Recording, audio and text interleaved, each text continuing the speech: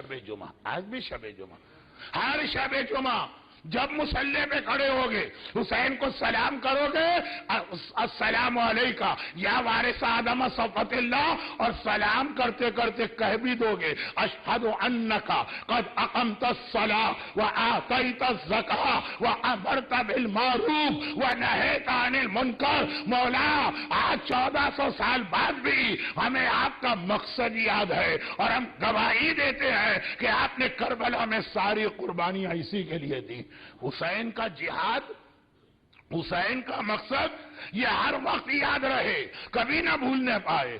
یہ تو کم سے کم مقدار رکھی اسلام نے حسینیوں کے لیے، ورنہ جب ایک روایت یہ آ گئی کہ اگر کسی کو کہیں اپنے مال میں پریشانی ہو، مال میں پریشانی، مثلا روزی کا مسئلہ تنگ کر رہا، آج کی دنیا وہ ہے، خالی بے روزگار نہیں، جو برسرے روزگار بھی ہیں، جاب سیکیورٹی، کاروبار اسی طرح چلتا رہے، یہ بھی ایک ٹینشن ہے۔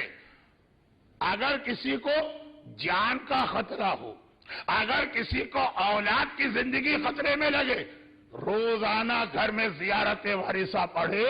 شب جمعہ تو سمجھیے دوا کا سب سے ہلکا ڈوز ہے کہ کم از کم ہفتے میں ایک بار پڑھو، لیکن اگر جان کی سلامتی چاہیے، یہ یاد رکھیے کہ زیارت وارثہ سے زیادہ بہتر شاید کوئی دعا نہ ہو۔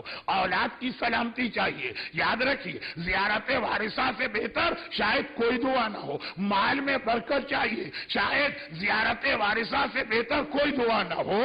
اور اصول وہی کہ آقا عباس باب الحوائج کیوں کہلاتے ہیں، آپ بہت سنتے ہیں علماء سے، میں آپ کا وقت نہیں لوں گا۔ تو زیارت وارثہ روز پڑھو اور روز یاد کرو۔ حسین کون؟ کربلا کیوں؟ امر بالمعروف۔